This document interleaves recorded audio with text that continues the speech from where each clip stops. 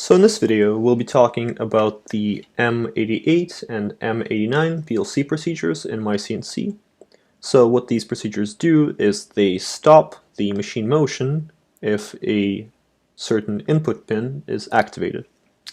So this is one of the most popular tasks for a PLC procedure to do, is effectively move in a given direction until some sort of an input pin is triggered, and then the motion is stopped. And this is used commonly in things like homing procedures, your probing, your tool length measure, gantry alignment, all sorts of things. And this procedure can be handled through the hardware PLC. And by default, myCNC comes with two PLCs that are well suited for the task. We offer the M88 and M89 hardware PLCs to do this.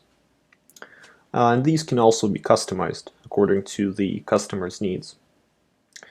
And if you'd like to take a closer look at the source code, you can visit the website that is available at the bottom of the screen right here. So let's take a look at this sample G-code that I've prepared. Of course, this is a testing exercise, so your actual G-code program will look quite a little bit more complex, or you might be using some sort of a different form of this command. But effectively what it boils down to is these two lines. First one calls upon your M88 or perhaps your M89 PLC, and then the second is the G0 positioning command, which moves the machine to x equal to -1000. So let's actually take a closer look at the M88 procedure to find out how it works. So here, the important bit here is that it takes the eparam variable, which stores your port number and your port state. So here, P is your port number, and in my case I've chosen to use input port number 37. You can see if I press this button that I have right here, I have port number 37 that is being toggled. So whenever I press the button, port number 37 is turned off, and whenever I release the button, port 37 is turned back on again. And next we have this L0 part, which is the state of the port that we're looking for. So by convention, 0 is off, 1 is on. So what this command is saying is effectively that M88 will look at port 37 and will wait for it to be off. If that is the case, then the movement will be broken. So here we have decoded this eparam variable, and then we have this line which says PLC command motion continue, which effectively says that we can continue with this positioning G0 step right here.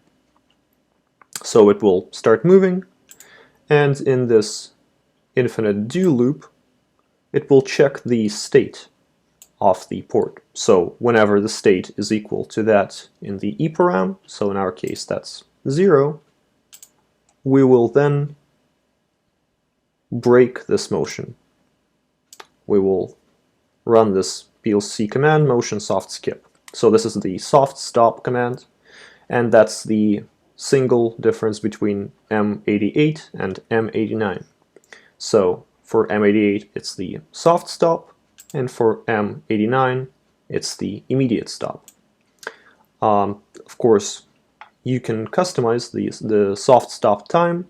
That can be done in your preferences. Start stop soft stop time, so for me it's 0.05 of a second.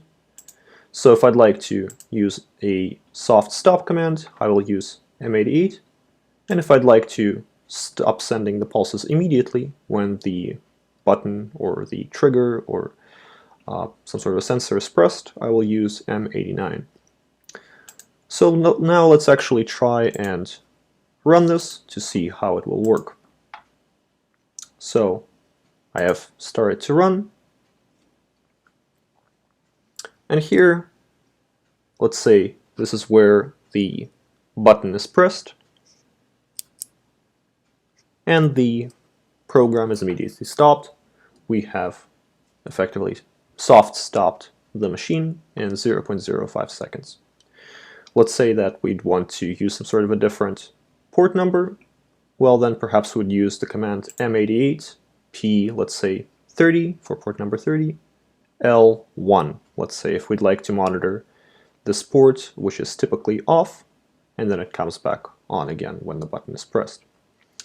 And again, this positioning command can be changed to work in the for the axis that you're looking for. The speed can be changed, etc. And this can also be further complicated and customized depending on your particular needs. I hope that covers the basics of it. If you'd like to find out more information, you can visit our documentation at docs.pbautomation.com. Thank you for watching.